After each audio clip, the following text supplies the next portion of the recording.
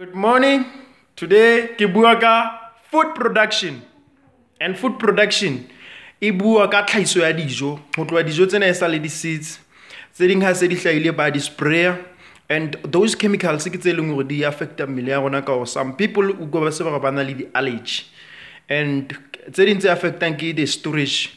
Hoba ba etse a long shelf life hore e kgone ho dula male shopong nako e telele. That storage eno e ka affecta the quality ya di nutrients.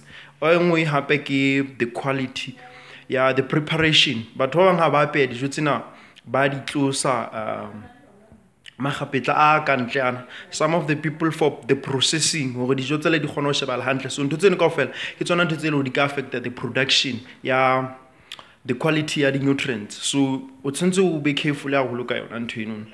And le dijo tsa nabele tsena di sa tshwana le dijo tsa kgale because of the speed tse leng hore se di hola ka yona.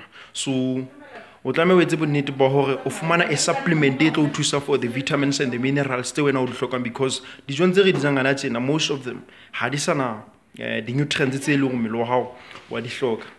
Bye.